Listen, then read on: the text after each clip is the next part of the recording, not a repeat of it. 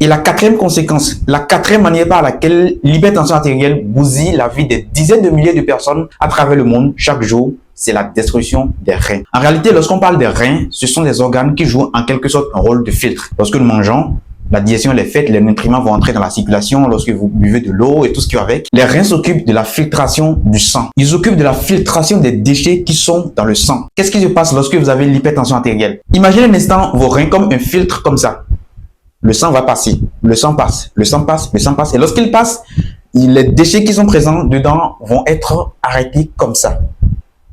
Ensuite, éliminés dans les urines. Le sang arrive. Lorsqu'il arrive, les déchets présents là-dedans vont être stoppés comme ça, au niveau des reins bien sûr, et ensuite vont être éliminés à travers les urines. Mais lorsque la pression avec laquelle le sang arrive devient de plus en plus élevée, et ça de façon continue, qu'est-ce qui va se passer? Les éléments, on va les appeler les néphrons. C'est l'unité fonctionnelle des reins. Donc les éléments qui se trouvent au niveau des reins, qui permettent de stopper ces déchets, ces différents éléments, afin d'être éliminés par les urines, vont commencer à avoir des problèmes. Conséquence, ils vont être abîmés, fatigués et tout ce qui est avec.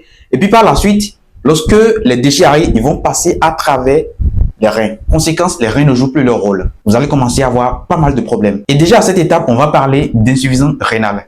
Et lorsque rien n'est fait ou peut-être le diagnostic est fait un peu plus tardivement et que les reins sont fatigués, on va parler désormais d'insuffisance rénale terminale. Vous êtes désormais contraint à faire ce qu'on appelle la dialyse rénale 2 à 3 fois par semaine. Et ça, durant le reste de vos jours sur Terre. Vous n'allez jamais entendre quelqu'un qui a commencé à faire la dialyse rénale. À un moment donné, les reins ont repris le travail. Ce n'est pas possible. C'est irréversible. Les coûts sont élevés. Vous êtes désormais contraint à vous faire suivre de façon continue par un néphrologue. Les frais d'hospitalisation, les bilans paracliniques et tout ce qui va avec, non abordables. Quatrième conséquence de l'hypertension artérielle, la destruction des reins.